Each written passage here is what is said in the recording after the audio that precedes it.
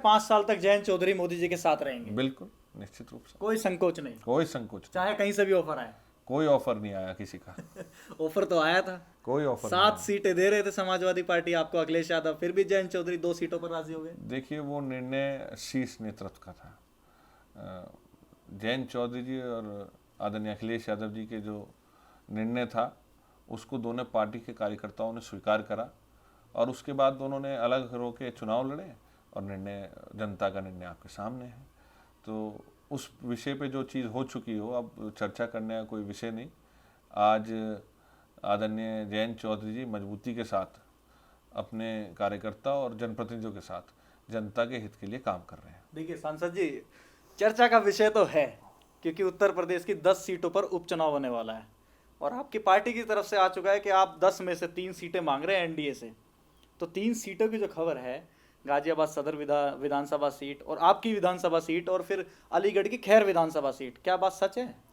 देखिए, राष्ट्रीय लोकदल चौधरी चरण सिंह जी की नीतियों पर चलते आया है और चौधरी चरण सिंह जी की नीतियों से प्रभावित होकर लोगों ने हमेशा मदद करने का काम करी है।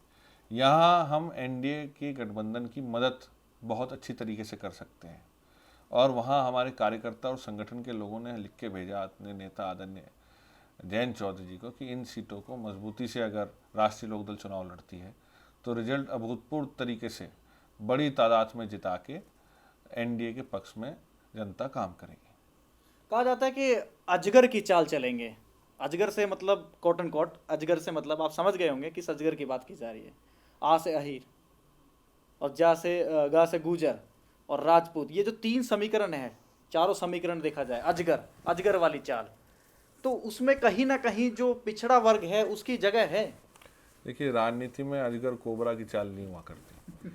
राजनीति में जनता 36 बिरादरी, सर्व समाज का समर्थन जिसे मिलता है, चुनाव में वो खड़ा रह पाता है। मैं छोटी उम्र में हूँ और मैं 3 चुनाव में लड़ चुका। मेरे पिताजी 5 चुनाव लड़े, दादाजी 4 चुनाव लड़े, कुल 13-14 चुनाव हम परिवार के लोग लड़ चुके।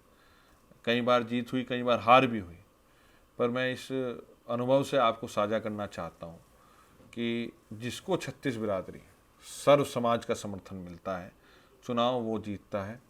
आज जनता ने स्वीकार्यता राष्ट्रीय लोकदल की बढ़ी है।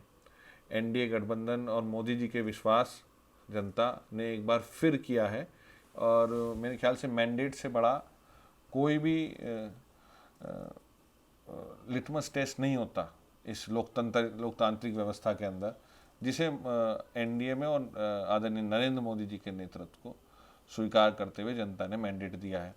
और मुझे पूरा विश्वास है ये 10 की 10 सीटें उपचुनाव जो होंगे ये एनडीए गठबंधन जीतने का काम करेगा। आरएलडी कितनी सीटें जीतेंगे 10 में से?